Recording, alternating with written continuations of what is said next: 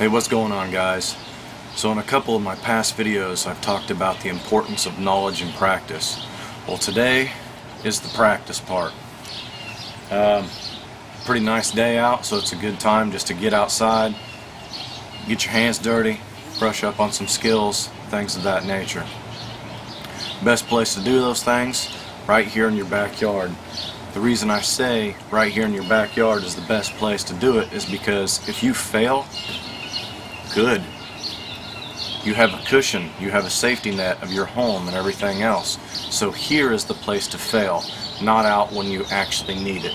So if you fail here, you learn something. So,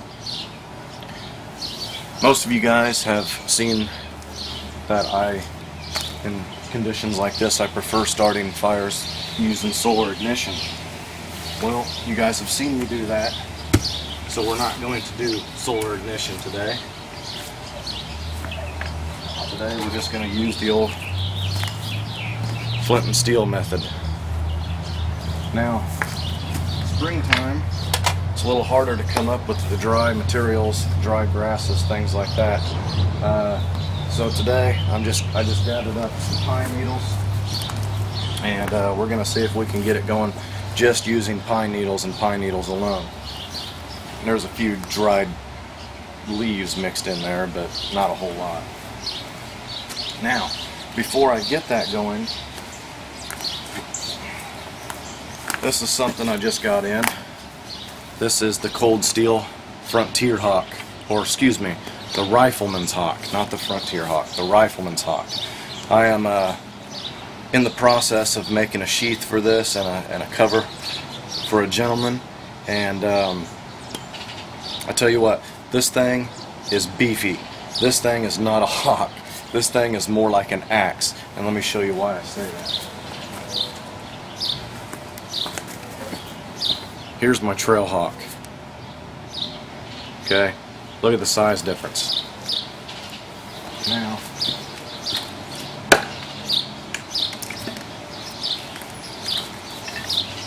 this is the Cold Steel Trail Boss. See what I'm saying? This thing has got some size and some weight to it. So, I've never even cut anything with this. The edge is dull. But I'm just gonna chop up a few things, split them, get some stuff ready for when I do want to get this fire going.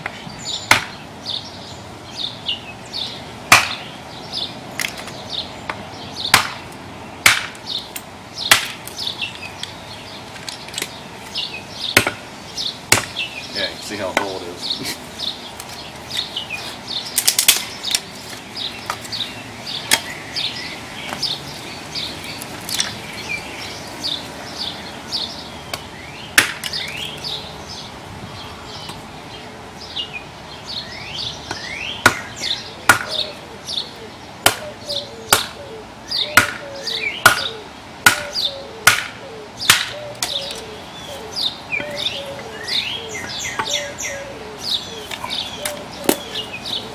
Okay, to be quite honest with you, that thing is so dull I'm probably going to end up hurting myself before I'm going to actually do anything that's worthwhile.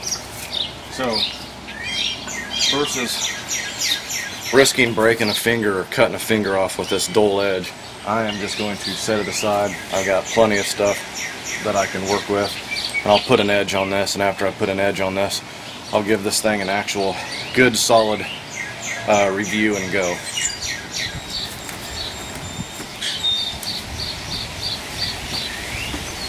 Now, most of you guys have seen that when I do use this method, I prefer to use punk wood, and you know why, because I've covered that, so I'm not going to cover it now. But that does not mean that you should not practice with other methods such as char cloth. So that's exactly what I'm going to do today. I'm going to try and practice with this, with the char cloth.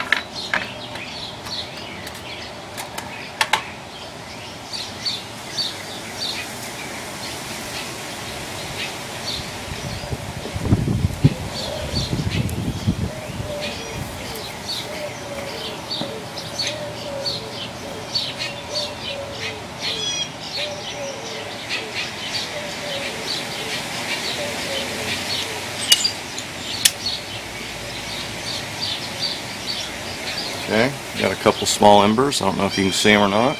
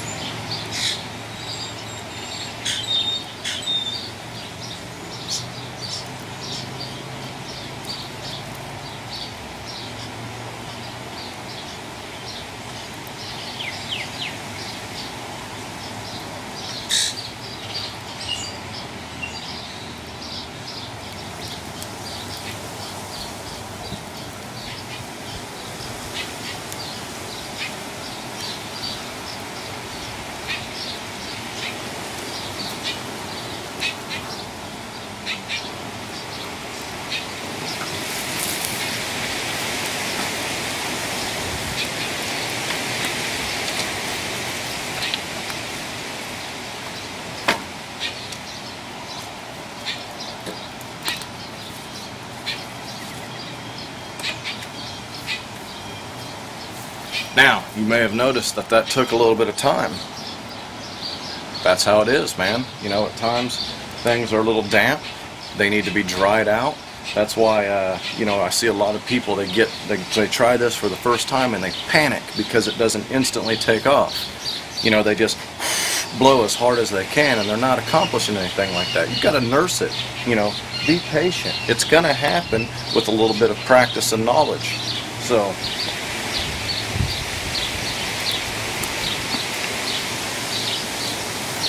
it's one of those things, guys, where it doesn't matter where you're at, whether it be you're in the backyard or anything like this, or getting ready to do what I'm going to do. I'm getting ready to put some meat on this thing.